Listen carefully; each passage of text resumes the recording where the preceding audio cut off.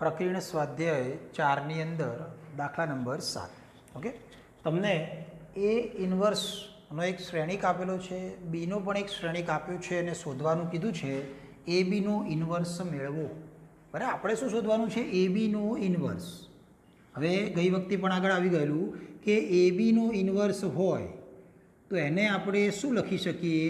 તો કે બી ઇન્વર્સ અને ગુણ્યા એ ઇન્વર્સ. ઇન્વર્સ બંનેને આપી શકાય પણ આગળ પાછળ લખવું પડે. તો બી ઇન્વર્સ ગુણ્યા એ ઇન્વર્સ. હવે આપણે બી ઇન્વર્સ પણ શોધવો પડે અને એ ઇન્વર્સ પણ શોધવો પડે. એમાંથી રકમમાં તમને એ ઇન્વર્સ તો આપી દીધો છે, એટલે હવે આપણે શું શોધવાનું રહેશે? ખાલી આ બી ઉપરથી બી ઇન્વર્સ. એટલે હવે આપણે બી ઇન્વર્સ શોધી રહ્યા છીએ. બી ઇન્વર્સ શોધવા માટે સૌથી પહેલાં આપણે એનો નિશ્ચાયક શોધવો પડે. તો ચાલો આપણે ત્યાંથી શરૂઆત કરીએ.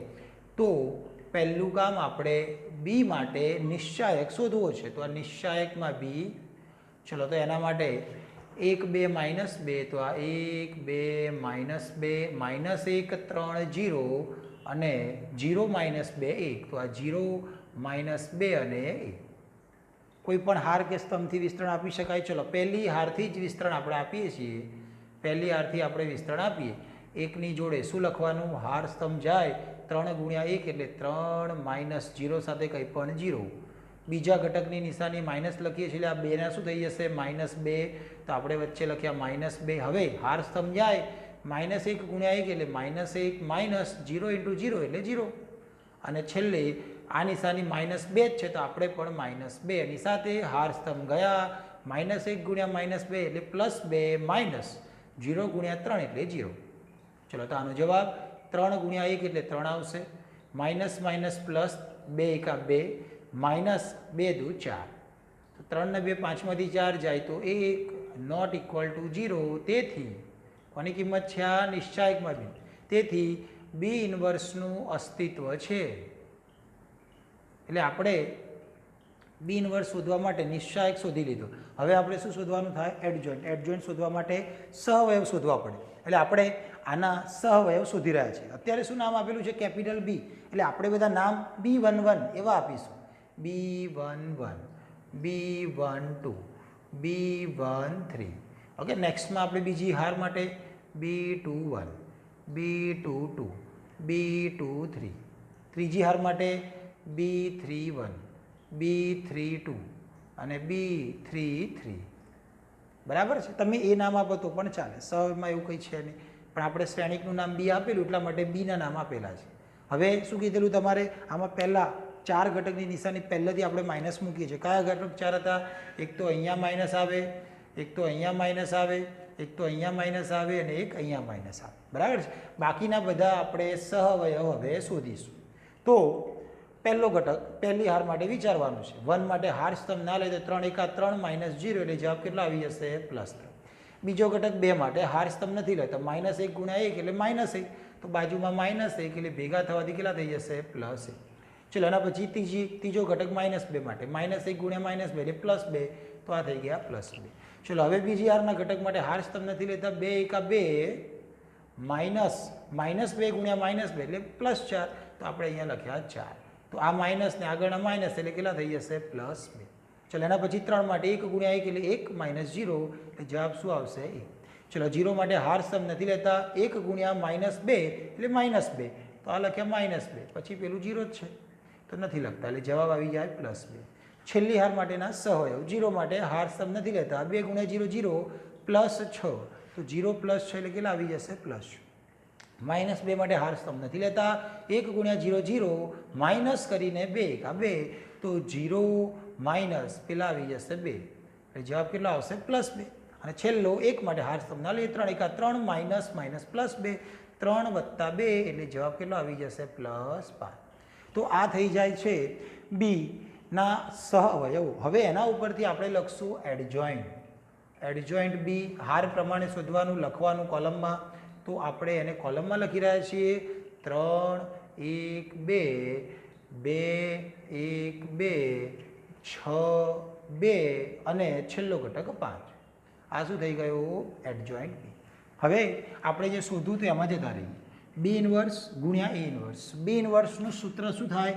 1/નિશ્ચાયકમાં બી અને એની બાજુમાં શું આવી જાય? એડજોઇન્ટ બી. એની બાજુમાં એ ઇન્વર્સનું પણ સૂત્ર લગાવી શકાય, પણ રકમમાં તો એ ઇન્વર્સ આપેલા જ છે, એટલે આપણે ખાલી અત્યારે એ ઇન્વર્સ જ રાખ્યા છે. હવે દરેકની આપણે કિંમત મૂકી દઈએ. ચલો, તો 1 નિશ્ચાયકમાં બીની કિંમત શું આવેલી? 1 જ, તો 1/1 આવશે. એડજોઇન્ટ બી હમણાં જ આપણે શોધ્યા છે 3 2 6. ચલો, એની જોડે 1 1 2 અને 2 2 5. બરાબર છે. હવે બાજુમાં એ ઇન્વર્સ જે રકમમાં આપેલો છે આપણને ત્યાંથી લઈએ, તો 3 -1 1 -15 6 -5 અને છેલ્લી હાર 5 -2 અને 2. 1/1 1 જ થાય, લખવાની જરૂર નહીં. ગુણાકાર કરશું હાર ગુણ્યા સ્તંભ, તો હવે ગુણાકાર આવી જાય છે, જે ઘણા બધા દાખલાઓમાં આપણે કરીને આવે છીએ. 3 તરી 9, 2 ગુણ્યા 15 એટલે -30, 6 ગુણ્યા 5 એટલે 6 5 +30. પહેલી જ હાર, બીજો સ્તંભ 3 ગુણ્યા -1 એટલે -3, 2 6 12, 6 દુ 12 પણ માઇનસમાં. ત્રીજી માટે 3 1 3, -5 દુ 10 અને 6 દુ +12. ચલો, એ જ રીતે હવે બીજી હાર ત્રણેય સ્તંભ સાથે જાય. 3 1 3, -15 +10, 1 1 2, -1 6 અને -2 સાથે, તો -1 +6 -4. એ જ રીતે આગળ 1 -5 અને +4. ત્રીજી હાર ત્રણેય કોલમ સાથે જશે. 2 તરી 6, -15 દુ 30 અને છેલ્લે પાયો 25. હવે એ જ રીતે -2 +12 અને -5 દુ કેટલા થઈ જશે? 10. છેલ્લા માટે 2 1 2, -5 દુ 10 +5 દુ 10. સરવાળા બાદબાકી કરશું તો અહીંયા 30 30 ઉડી ગયા એટલે વધ્યા ખાલી 9. અહીંયા 12 12 ઉડી ગયા એટલે વધ્યા ખાલી 3. માઇનસમાં અહીંયા 12 ને 3 15માંથી 10 જાય એટલે વધશે 5. અહીંયા 10 ને 3 13, 15માંથી બાદ કરો એટલે -2. 6માંથી 5 જાય એટલે 1 વધશે. અહીંયા 4 ને 1 5 5 ઉડી ગયા એટલે જવાબ 0. 25 ને 6 31માંથી 30 જાય એટલે 1 આવશે. 12 અને 10 મળે 12 એટલે જવાબ થઈ જશે પાછો 0. અને છેલ્લો ઘટક 10 10 ઉડી ગયા એટલે જવાબ કેટલો આવી જાય છે? 2. તો આપણને રકમમાં એબીનો ઇન્વર્સ શોધવાનું કીધેલું, એનું પહેલાં સૂત્ર વાપર્યું બી ઇન્વર્સ ઇન્વર્સ. એના માટે બી ઇન્વર્સ આપણે શોધવો પડે, તો બી ઇન્વર્સ શોધવા માટે નિશ્ચાયક શોધ્યો અને એડજોઇન્ટ શોધ્યો. એનો ઉપયોગ આપણે બી ઇન્વર્સની અંદર કર્યો.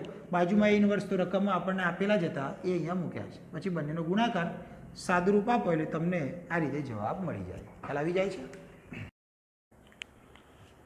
પ્રક્રિયા સ્વાધ્યાય 4 દાખલા નંબર 8. બરાબર.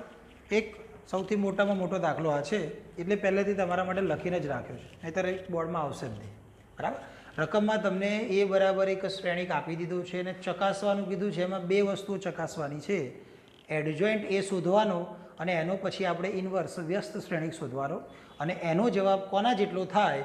તો કે એડજોઇન્ટ. કોનો એડજોઇન્ટ? તો કે વ્યસ્ત શ્રેણિક જે એનો શોધ્યો હોય એ ઇન્વર્સ એના એડજોઇન્ટ જેટલો થાય. મતલબ આની ડાબી બાજુ અને આ જમણી બાજુ બંને અલગ અલગ આપણે શોધવાના, બંને સરખા છે એવું આપણે સાબિત કરવાનું. અને બીજું વિધાન જે આપણને ખ્યાલ જ છે, એ ઇન્વર્સનો ફરીથી ઇન્વર્સ લઈએ તો આપણને જવાબમાં પાછો એ શ્રેણિક મળી જાય. પણ અત્યારે આ વસ્તુ આપણે સાબિત કરવાની છે. ખ્યાલ આવી જાય? બરાબર. એટલે સૌથી પહેલું શ્રેણિક એ પરથી આપણે નિશ્ચાયક એ શોધી લીધા. કેવી રીતે શોધવાના? આગળ ઘણા બધા દાખલા ગણેલા જ છે, તો આપણે આને આ રીતે લખશું. એનું સાદુરૂપ આપશું પ્રથમ હાર પ્રમાણે, તો એનો જવાબ આવે છે -13 નોટ ઇક્વલ ટુ 0. તેથી આપણે લખતા હતા એ ઇન્વર્સનું અસ્તિત્વ છે. હવે આપણે શું કરી રહ્યા છીએ? એડજોઇન્ટ એ શોધી રહ્યા છીએ. એડજોઇન્ટ શોધવા માટે સહ અવયવો શોધવા પડે, તો એના માટે પહેલેથી આપણે A11 A12 A13 એવા ટોટલ 9 સહ અવયવ બનશે. આ એ શ્રેણિકના સહ અવયવ આપણે શોધી નાખ્યા. એના ઉપરથી આપણે શું લખતા હતા? એડજોઇન્ટ હાર પ્રમાણે શોધવાના અને કોલમ વાઇઝ લખવાના. તો આપણે આ કોલમમાં લખેલા છે. બરાબર. તો એ આપણું થઈ જશે એડજોઇન્ટ એ. ખ્યાલ આવી જાય છે? હવે એના ઉપરથી આ એ ઇન્વર્સ શોધવા માટેનું સૂત્ર એ ઇન્વર્સ બરાબર 1 નિશ્ચાયકમાં એ બાજુમાં એડજોઇન્ટ એ. તો 1 નિશ્ચાયકમાં એ, નિશ્ચાયકની કિંમત -13, એડજોઇન્ટ જે આપણે અહીંયા શોધેલો એ જ આપણે અહીંયા લખેલો છે.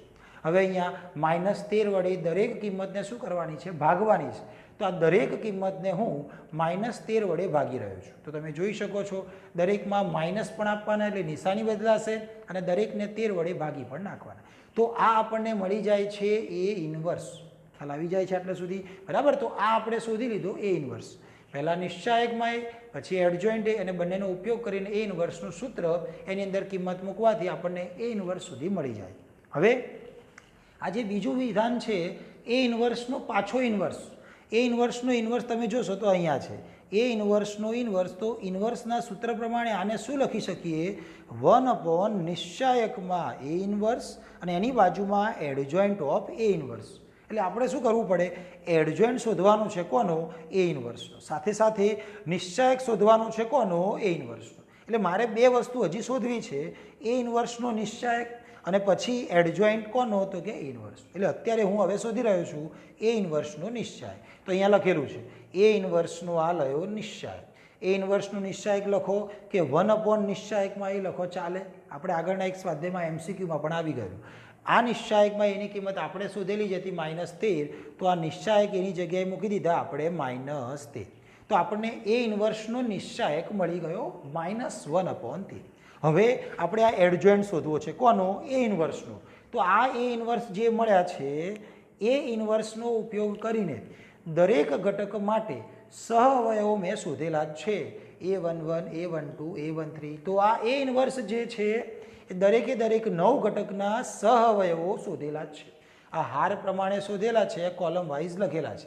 બીજી હારના સહઅવયવો બીજી કોલમમાં છે, અહીંયા ત્રીજી હાર માટે અહીંયા લખેલા છે. હવે આના ઉપરથી આપણને એડજોઇન્ટ મળશે કોનો? તો કે એ ઇન્વર્સનો. તો લખ્યું એડજોઇન્ટ ઓફ એ ઇન્વર્સ. જે પહેલા સ્તંભમાં તમને દેખાય એ આપણે અહીંયા લખેલું છે, આ બીજા સ્તંભવાળા અહીંયા લખેલા છે અને આ ત્રીજા લાઈનવાળા અહીંયા તમને લખેલા દેખાય. હવે આપણે શું કરી રહ્યા છીએ? આમાંથી તમને અપોનમાં દરેકમાં 13 દેખાતા હશે, તો એ 13ને મેં શું કર્યા? કોમન કાઢ્યા. તો ઉપરના -1, -2, -1 એ બધું વધે છે એ લખી રાખ્યું છે. આને મેં સમીકરણ 1 કહી દીધું છે. કેમ? કારણ કે જે પહેલું વિધાન છે એમાં જમણી બાજુ તમને એડજોઇન્ટ એ ઇન્વર્સ દેખાય છે, તો એને મેં અત્યારે વિધાન નંબર 1 આપી દીધું છે. એનો પાછળ જઈને આપણે ઉપયોગ કરશું. હવે વિધાન નંબર 2માં જે ડાબી બાજુ હતી એ લખી રહ્યા છે એ ઇન્વર્સનો ઇન્વર્સ, સૂત્ર 1 એ ઇન્વર્સનો નિશ્ચાયક અને એ ઇન્વર્સનો બાજુમાં એડજોઇન્ટ. બંને કિંમત આપણે શોધીને જ આવ્યા. નિશ્ચાયકમાં એ ઇન્વર્સની કિંમત -1/13, તો -1/13. એડજોઇન્ટ એ ઇન્વર્સની કિંમત જ્યાં ઉપર તમને દેખાય એ બાજુમાં લખેલી.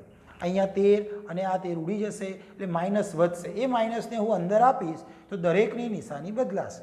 તો દરેકની નિશાની બદલી તો આ શું મળ્યું આપણને? તો રકમ જોશો તો રકમમાં તમને પેલું એ દેખાય એ જ તમને પાછો અહીંયા મળી જાય છે. તો હું આની જગ્યાએ શું લખી શકું? એ. અને ડાબી બાજુ તો શું હતું? એ ઇન્વર્સનો ઇન્વર્સ. તો એ ઇન્વર્સનો ઇન્વર્સ એ તમને પાછો શું આપે છે? એ. તો વિધાન નંબર જે 2 છે સાબિત કરવામાં, એ આપણે પહેલાં સાબિત કરેલું છે. હવે વિધાન નંબર 1ની વાત. હવે જોઈ શકો તમે એડજોઇન્ટ એનો આપણે શું શોધવો છે? વ્યસ્ત. તો આ વ્યસ્ત શોધવા માટે આપણે આનો નિશ્ચાયક શોધશું અને આનો ફરીવાર એડજોઇન્ટ શોધશું. તો હવે આનો આપણે નિશ્ચાયક શોધી રહ્યા છીએ. તો નિશ્ચાયકમાં એડજોઇન્ટ એ આપણે સૂત્ર આવી ગયું આગળ. નિશ્ચાયકમાં એડજોઇન્ટ એ બરાબર સૂત્ર શું લખતા હતા? નિશ્ચાયકમાં એની ઉપર n-1 એનની કિંમત એટલે શ્રેણિક 3x3 એટલે n બરાબર 3. 3માંથી 1 જશે એટલે કેટલા મળશે? 2. નિશ્ચાયકમાં એની કિંમત -13 હતી, -13નો વર્ગ કરો એટલે 169. તો આપણે એડજોઇન્ટ એનો નિશ્ચાયક શોધી લીધો 169. હવે આ એડજોઇન્ટનો આપણે ફરી એડજોઇન્ટ શોધવાનો છે. જે પહેલા વિધાનમાં ડાબી બાજુ છે એડજોઇન્ટ એનો ઇન્વર્સ, એનું જે સૂત્ર બનશે જોઈ શકો તમે અહીંયા સૂત્ર એડજોઇન્ટ એનો ઇન્વર્સ. સૂત્ર શું બને? 1 આનો નિશ્ચાયક એટલે કે એડજોઇન્ટ એનો નિશ્ચાયક અને આનો ફરીવાર એડજોઇન્ટ એટલે એડજોઇન્ટ એનો જ ફરીવાર એડજોઇન્ટ શોધવાનો છે. એટલા માટે હું અત્યારે આ એડજોઇન્ટ એ જે મળી ગયેલો એનો ફરીવાર એડજોઇન્ટ શોધવા માટે સહ અવયવો શોધી રહ્યા છે. તો આ A11, A12, A13 તો આ જે ઘટકો હતા એ જ બધા ઘટકોના આપણે સહઅવયવો શોધ્યા છે. તો એના ઉપરથી શું મળશે આપણને? આ એડજોઇન્ટનો ફરીવાર એડજોઇન્ટ. તો એડજોઇન્ટ ઓફ એડજોઇન્ટ જે લખેલા છે એ જ પ્રમાણે કોલમ વાઇઝ લખેલા છે. હાર પ્રમાણે શોધ્યા, કોલમ વાઇઝ લખ્યા છે. હવે જે પહેલું વિધાન હતું એની ડાબી બાજુ એડજોઇન્ટ એનો ઇન્વર્સ, એનું સૂત્ર 1 એડજોઇન્ટ એનો નિશ્ચાયક અને આનો ફરીવાર એડજોઇન્ટ, એડજોઇન્ટ ઓફ એડજોઇન્ટ એ. ચલો નિશ્ચાયકમાં એડજોઇન્ટ એની કિંમત આપણે ઉપર શોધી 169. એડજોઇન્ટ ઓફ એડજોઇન્ટ આ તમને દેખાય એ જ અહીંયા લખેલા છે. આ દરેકમાંથી મને 13 કોમન દેખાય છે એટલે મેં 13 કોમન કાઢ્યા. બાકી 13 કોમન કાઢ્યા પછી જે વધે એ લખેલું છે. આ 13 અને 169 ઉડી જશે તો 13 × 13 બરાબર એટલે જવાબમાં આવી જાય 1/13 અને આ બાજુમાં દેખાય એ લખેલું છે. આને નામ આપી દીધું છે સમીકરણ નંબર 2 અને આ હતું સમીકરણ નંબર 1. તો તમે બંને જોશો ધ્યાનથી તો બંને તમને સમાન જ સરખા જ દેખાશે. એટલે આપણે લખ્યું છે સમીકરણ 1 અને સમીકરણ 2 પરથી તમને જોઈ શકો એડજોઇન્ટ એનો ઇન્વર્સ એટલે કે આ એડજોઇન્ટ એનો ઇન્વર્સ એના બરાબર સમીકરણ 2 પહેલામાં શું હતું એડજોઇન્ટ ઓફ એ ઇન્વર્સ તો એડજોઇન્ટ ઓફ એ ઇન્વર્સ તો આ રીતે એક જ દાખલાની અંદર બે વિધાન આપેલા છે બંનેને આપણે સાબિત કરવાના થાય બરાબર છે દાખલો મોટો હતો એટલે મેં પહેલાંથી લખી રાખ્યો છે બાકી તમે જોઈ શકો છો કે જે તમને કીધું હોય એ પ્રમાણે 1 બાય 1 આપણે શોધતા જવાબ સુધી પહોંચવાનું ખ્યાલ આવી જાય છે